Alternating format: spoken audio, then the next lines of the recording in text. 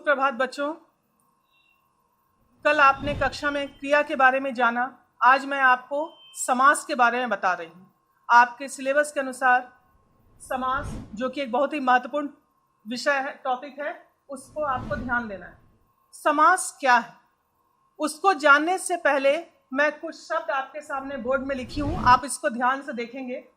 राजा का पुत्र, उसके बाद राजा का पुत्र को आप एक शब्द में क्या कहते हैं? राजपुत। घोड़े पर सवार, एक शब्द में आपने क्या कहा? घुड़सवार। तो यहाँ पर आप एक चीज नोटिस कर रहे होंगे कि यहाँ पर दो पद हैं, एक राजा और दूसरा पद है पुत्र, दूसरे में घोड़े और दूसरा पद है सवार। यहाँ पर आप एक चीज नोटिस कर रहे हैं कि दोनों पदों के बीच में ये है विभक्ति, इसको कहते हैं विभक्ति। और ये विभक्ति शब्द कहाँ से आया? आपने कारक पढ़ा होगा, कारक के 8 भेद हैं और उनका ये विभक्ति चिन्ह है।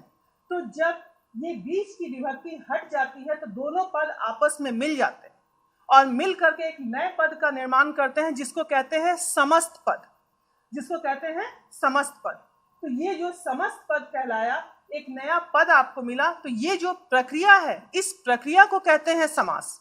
समास का अर्थ होता है संक्षिप्त करना, समास का अर्थ होता है संक्षिप्त करना या छोटा करना। तो यहाँ आप देख रहे हैं राजा का पुत्र, बीच की विभक्ति है का को यदि आप हटा देते हैं तो दोनों पद मिल जाते हैं, बनकर बनता है, दोनों पद मिलकर बनते हैं राजपुत्र। दूसरा है घोड़े पर सवार, यहाँ पर बीच की विभक्ति पर को यदि हटा दिया जाता है तो बन जाता है घुड़सवार।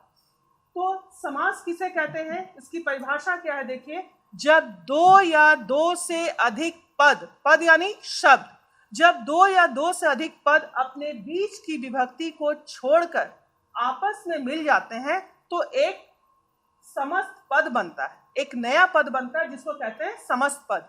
तो यहाँ आपने देखा ये है समस्त पद। तो इस प्रक्रिया को समास कहते हैं। जब दो या दो से अधिक पद अपने बीच की विभक्ति को छोड़कर एक नया पद बनाते हैं, जिसको समस्त पद कहते हैं, और इस पूरी प्रक्रिया को कहते हैं समास। समास में दो पद महत्वपूर्ण है, पहला है समस्त पद और दूसरा है समास विग्रह। समस्त पद यानी पदों का आपस में मिलना, पदों का आपस में मिलना कहलाता है समस्त पद। और उसी समस्त पद को यदि हम अलग करते हैं, विग्रह करते हैं, विग्रह का मतलब होता है अलग करना, जब उसे हम अलग करते हैं तो वो कहलाता है समास विग्रह। यहाँ एक उदाहरण आपके सामने है, विद्यालय, ये समस्त पद, और जब इसका आप समास विग्रह करते हैं, इसको अलग करते हैं तो विद्या का आलय, आलय का अर्थ होता है घर, तो यहाँ पर ये इसका समास विग्रह हुआ और ये समस्त पद है। दूसरा उदाहरण है धनहीन, अब इसका यदि आप समास विग्रह करते हैं तो धन से हीन, तो यहाँ ये कहलाया समास विग्रह। समास विग्रह का अर्थ है अलग करना, और समस्त पद है जिसको कहते हैं मिलकर एक पद बनना, तो ये है समास। अब हम चलते हैं समास के भेदों के बारे में। यहाँ पर आपको एक बार फिर मैं संक्षेप में बताने का प्रयास कर रही हूँ कि समास किसे कहते हैं। जब दो या दो से अधिक पद अपने बीच की विभक्ति को छोड़कर आपस में मिल जाते हैं तो इस प्रक्रिया को समास कहते हैं।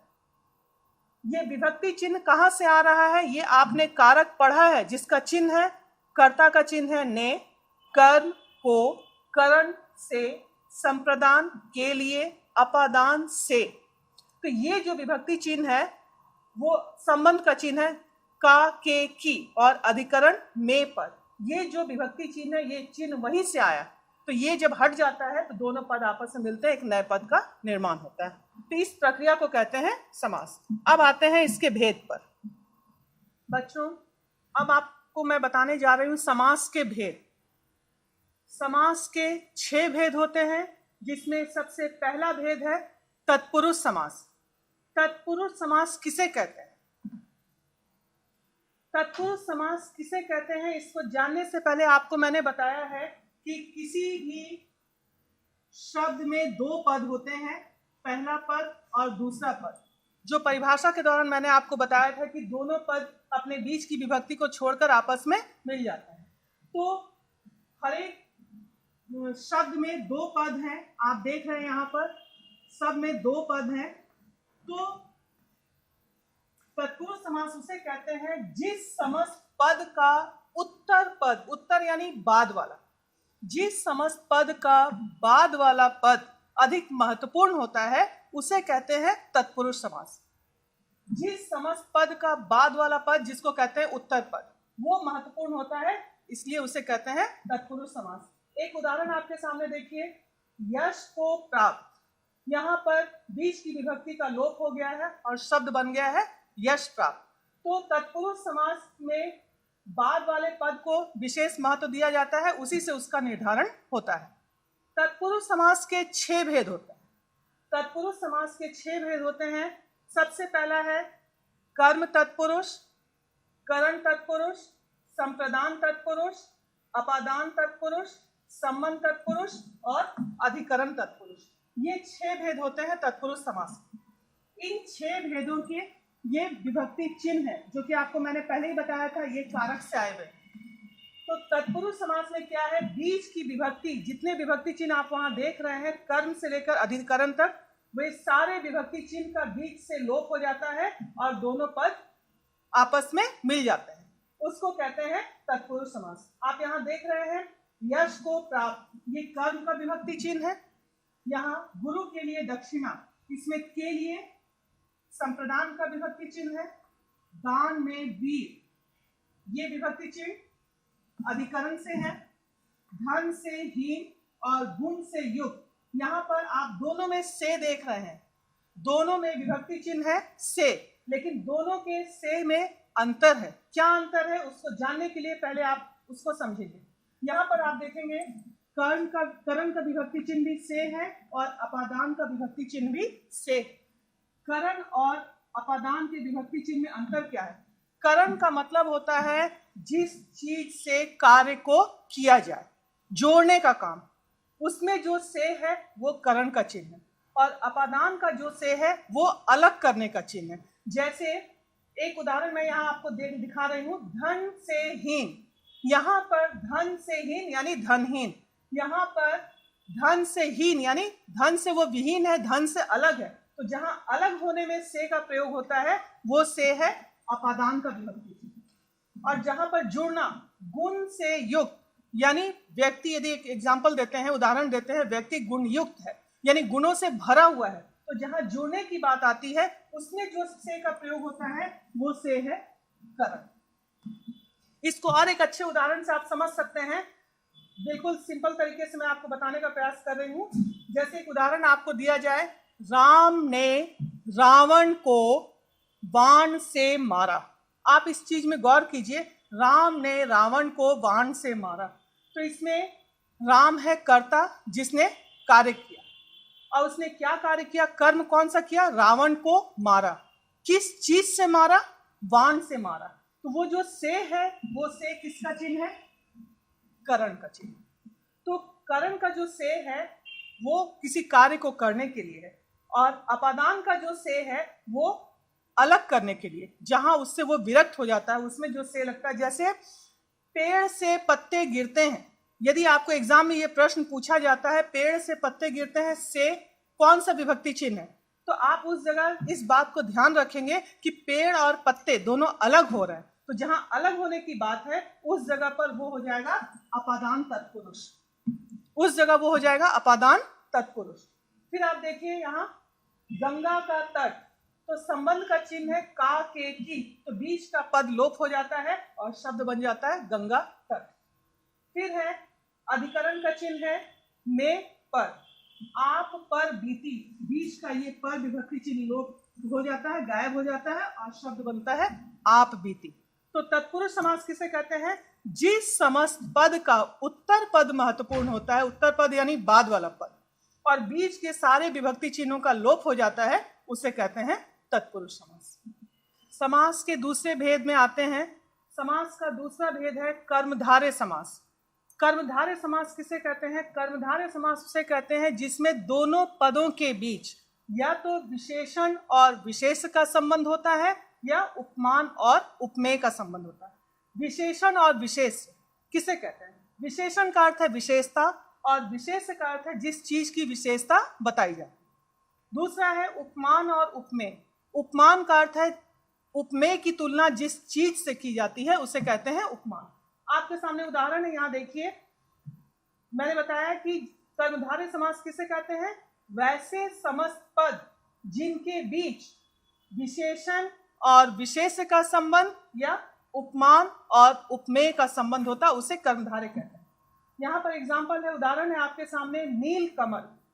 यहाँ पर आप देखेंगे नील ये है विशेषण और कमल है विशेष्य, यानी कमल की विशेषता बताई जा रही। कमल कैसा है? कमल नीला है, तो इसका समास विग्रह होता है नीला है जो कमल।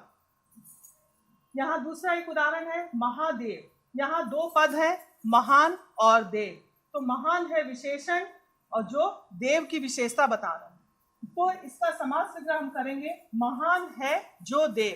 तो इसके बीच में विशेषण और विशेष का संबंध। दूसरा उदाहरण आप देखिए, यहाँ पर उपमान और उपमेय का संबंध है। यहाँ पर चंद्रमुख, चंद्र है उपमान और मुख है उपमेय, यानी मुख की तुलना हम कर रहे हैं चंद्र से, तो इसका समास विग्रह यदि हम करेंगे तो चंद्र के समान मुख, इसका समास विग्रह होगा चंद्र के समान मुख। कमल नयन, कमल है उपमान और नयन है उपमेय, यानी नयन की विशेषता बताई जा रही है किससे? किसके समान है नयन? कमल के समान है, तो इसका समास विग्रह होगा कमल के समान नयन। इसे कहते हैं कर्मधारय समास, जिसकी मुख्य विशेषता ये है कि इसमें विशेषण और विशेष्य या तो उपमान और उपमेय उनका संबंध होता है। तो इसका समास विग्रह जब करते हैं तो विशेषण और विशेष का समास विग्रह देखिए, नील कमल, इसका समास विग्रह हमने किया नीला है जो कमल। उसी तरह से यदि यहाँ है पीतांबर, पीला, पीत है जो अंबर, पीत यानी पीला, पीत है जो अंबर, अंबर का अर्थ वस्त्र भी होता है, अंबर का अर्थ आकाश भी होता है। फिर यहाँ है चंद्रमुख, इसके बीच में उपमान और उपमेय का संबंध है, चंद्र के समान मुख या कमल नयन, कमल के समान नयन, इसे कहते हैं कर्मधारय समास। बच्चों, अब तक हमने पढ़ा तत्पुरुष समास और कर्मधारय समास। तत्पुरुष समास में आपने देखा जिस समस्त पद का उत्तर पद महत्वपूर्ण होता है उसे तत्पुरुष समास कहते हैं। कर्मधारय समास में आपने देखा जिस समस्त पद के बीच में विशेषण और विशेष्य या उपमान और उपमेय का संबंध होता है। अब आते हैं, तीसरा भेद है बहुव्रीहि समास। बहुव्रीहि समास किसे कहते हैं? बहुव्रीहि, जिस समस्त पद के बीच, जिस समस्त पद के बीच में, एक बात को आप इसमें ध्यान दीजिएगा, इसमें बहुव्रीहि समास में समस्त पद में दो पद होते हैं, दोनों पद महत्वपूर्ण नहीं होते हैं, बल्कि उससे एक विशेष अर्थ निकलता है, वो महत्वपूर्ण होता है। बहुव्रीहि समास में आप बार बार ध्यान दीजिए एक चीज को, इसमें दो पद होते हैं लेकिन दोनों पद महत्वपूर्ण नहीं है, बल्कि उससे एक जो विशेष अर्थ निकलता वो महत्वपूर्ण होता है। जैसे यहाँ देखिए एक उदाहरण है आपके सामने, नीलकंठ, यहाँ दो पद हैं नील और कंठ। जब इसका आप समास विग्रह करते हैं तो इसका समास विग्रह होगा नीला है कंठ जिसका, अर्थात शिव। तो ये जो विशेष अर्थ निकल रहा है, ये विशेष अर्थ भी बहुव्रीहि समास की विशेषता है। यहाँ पर आप देखिए दूसरा एक उदाहरण है चंद्रशेखर, दो पद हैं चंद्र और शेखर। इसका समास विग्रह यदि आप करते हैं तो चंद्र है शिखर पर जिसके, अर्थात शिव। तो ये जो शिव आया ये विशेष अर्थ को प्रदर्शित करता है, ये है बहुव्रीहि समास की विशेषता। एक दंत, एक दांत है जिसके, अर्थात गणेश। तो यहाँ पर आप इस बात को ध्यान दे रहे होंगे कि बहुव्रीहि समास में दोनों पद महत्वपूर्ण नहीं है, बल्कि उससे जो एक नया अर्थ निकलता है वो विशेष महत्वपूर्ण है। जैसे यदि हम कहें विद्यादायिनी, तो विद्या को प्रदान करने वाली, अर्थात सरस्वती। गजानन, गज के समान आनन है जिसके, अर्थात गणेश। तो ये जो विशेष अर्थ निकलता है वो यहाँ महत्वपूर्ण होता है, इसलिए इसे कहते हैं बहुव्रीहि समास। उसके बाद चौथा भेद है द्वंद्व समास। द्वंद्व का मतलब है जोड़ा, जिसके दोनों पद महत्वपूर्ण होते हैं। क्योंकि अब तक हमने देखा तत्पुरुष समास में बाद वाला महत्वपूर्ण था, कर्मधारय में विशेषण विशेष या उपमान और उपमेय का संबंध था। बहुव्रीहि समास में हमने देखा कि दोनों पद महत्वपूर्ण नहीं है, बल्कि उससे जो विशेष अर्थ निकल रहा है वो महत्वपूर्ण है। अब आते हैं जब द्वंद्व समास में, इसमें जोड़ा, द्वंद्व समास का अर्थ है जोड़ा, जिसके दोनों पद प्रधान होते हैं, दोनों पद महत्वपूर्ण होते हैं। जैसे माता पिता, तो जब इसका समास विग्रह करते हैं तो वो हो जाएगा माता और पिता। तो इसमें बीच की विभक्ति में और, अथवा, या इस तरह के शब्द आएंगे जिसका लोप हो जाता है और तब ये समस्त पद बन जाते हैं माता पिता। जैसे रात दिन, ये समस्त पद है, जब इसका आप समास विग्रह करेंगे तो रात और दिन। न्याय अन्याय, न्याय या अन्याय, तो या, अथवा, तथा और इस तरह के जो दोनों पदों को जोड़ने वाले शब्द हैं वो बीच से हट जाते हैं और दोनों पद मिलकर के समस्त पद बनते हैं। फिर आते हैं, पांचवा भेद है द्विगु समास। द्विगु समास कहते हैं जिसका पहला पद, जिस समस्त पद का पहला पद संख्यावाचक, संख्या यानी नंबर, पहला पद संख्यावाचक होता है उसे द्विगु समास कहते हैं। आपके सामने एक उदाहरण है, जैसे तिरंगा, पहला पद है तीर, ती का मतलब है तीन, तीन रंगों से बना हुआ, तो इसका समास विग्रह जब आप करेंगे तो तीन रंगों का समाहार या तीन रंगों का समूह कहलाता है तिरंगा। दूसरा एक उदाहरण है त्रिभुज, त्रि का अर्थ है तीन, भुज का अर्थ है भुजाएं, तीन भुजाओं का समूह या तीन भुजाओं का समाहार, उसको कहते हैं त्रिभुज। फिर है चौराहा, चार राहों का समाहार या चार राहों का समूह, वो कहलाता है चौराहा। तो द्विगु समास में आपने क्या देखा कि इसका पहला पद संख्यावाचक होता है, यानी इसमें देखें आप, तिरंगा, त्रिभुज, चौराहा, इसका पहला पद संख्यावाचक है, इसलिए इसको कहते हैं द्विगु समास। अंतिम भेद है अव्ययी भाव समास। जैसा कि नाम से स्पष्ट है, जिस समस्त पद का पहला पद अव्यय होता है उसे अव्ययी भाव समास कहते हैं। अव्यय का अर्थ होता है वैसे पद जिसमें लिंग, वचन, कारक या काल के कारण कोई परिवर्तन नहीं होता, उसको कहते हैं अव्यय। एक उदाहरण है प्रतिदिन, इसका पहला पद है, देखिए ये अव्यय है, जब इसका आप समास विग्रह करेंगे, ये समस्त पद है, आप इस चीज को ध्यान दीजिए, यहाँ दो पद है, प्रतिदिन, तो इसका पहला पद अव्यय है। आप बीती, पहला पद अव्यय, आजीवन, पहला पद अव्यय, जब आप इसका समास विग्रह करेंगे तो पहले पद में कोई परिवर्तन नहीं आता। प्रतिदिन, दिनों दिन, आप बीती, आप पर बीती, आजीवन यानी जीवन भर। तो अव्ययी भाव समास किसे कहते हैं? जिसका पहला पद अव्यय होता है उसे कहते हैं अव्ययी भाव समास। अब पूरे समास को बिल्कुल संक्षेप में मैं एक बार आपको बिल्कुल बताने का प्रयास कर रही हूं। समास किसे कहते हैं? जब दो या दो से अधिक पद अपने बीच की विभक्ति को छोड़कर आपस में मिलते हैं तब उस प्रक्रिया को समास कहते हैं। समास के 6 भेद होते हैं। पहला है तत्पुरुष समास। तत्पुरुष समास में उत्तर पद प्रधान होता है। दूसरा है कर्मधारय समास, जिसमें समस्त पद के बीच में विशेषण और विशेष्य या उपमान और उपमेय का संबंध होता है। तीसरा है बहुव्रीहि समास, जिसमें जिस समस्त पद के दोनों पद महत्वपूर्ण नहीं होते बल्कि उससे एक नया अर्थ निकलता है, वो विशेष अर्थ रखता है, वो विशेष महत्वपूर्ण होता है, उसे कहते हैं बहुव्रीहि समास। चौथा है द्वंद्व समास, जिसके दोनों पद प्रधान होते हैं।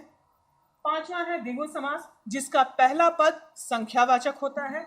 और छठा है अव्ययी भाव समास, जिसका पहला पद अव्यय होता है।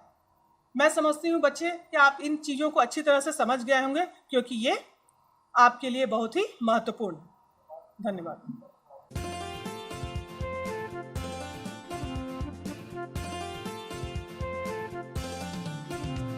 नई जिंदगी की नई पाठशाला, नई जिंदगी की नई पाठशाला। जीने का तरीका सबका अब है बदलने वाला, जीने का तरीका सबका अब है बदलने वाला। नई